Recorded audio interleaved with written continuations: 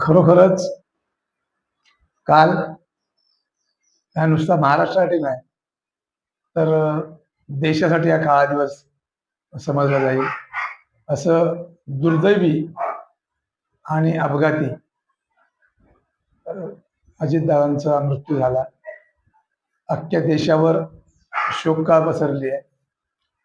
ही जी पोकळी आहे दादांची, ही कधीच राजकारणात आमच्या भरून येणार नाही. मी काही जास्त मोठा कोण नेता वगैरे, मी छोटा कार्यकर्ता आहे. पण कार्यकर्ता म्हणून मी जवळून दादांना बघितलंय, दादांच्या कामाचा आवाका, दादांच्या कामाची पद्धत.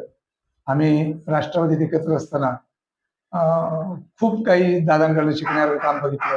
सकाळी 5:30, 6:30 या रोड रस्त्यावर फिरून काम करणारा नेता या महाराष्ट्रात नाही तर देशात अजितदादा पवार साहेबांचं नाव एकमेव येत आहे.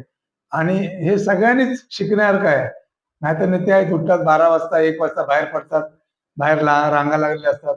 असे खूप नेते आम्ही बघतो. पण दादांचा कामाचा आवाका आणि दादांच्या कामाची कसर कधीच भरून निघणार नाही. आणि आमच्यासाठी हा खूप हा काळा दिवस कालचा दिवस आहे.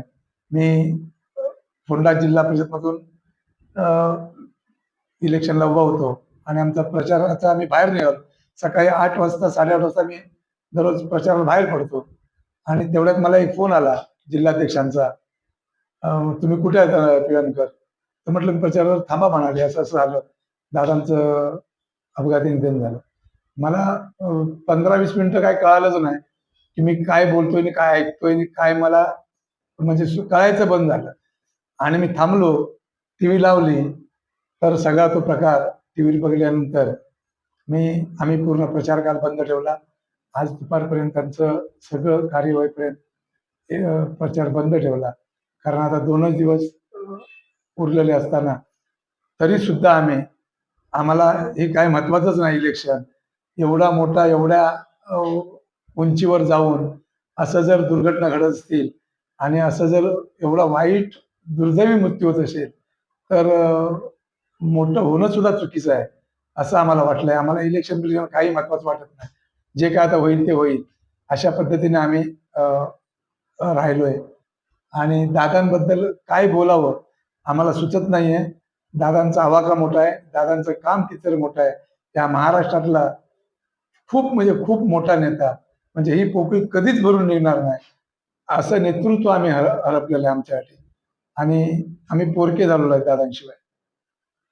सर्वप्रथम अजितदादांना, आमच्या पिळवणकर कुटुंबियाच्या माध्यमातून कणकवली तालुका राष्ट्रवादी म्हणून शरद पवार राष्ट्रवादी पक्षाकडून कणकवली तालुक्याच्या वतीने, जिल्ह्याच्या वतीने त्यांना चिरशांती लाभो आणि परमेश्वर त्यांच्या कुटुंबियांना, पवार कुटुंबियांना ह्या दुःखातून सावरण्याची शक्ती देवो अशी मनापासून प्रार्थना परमेश्वराकडे करतो.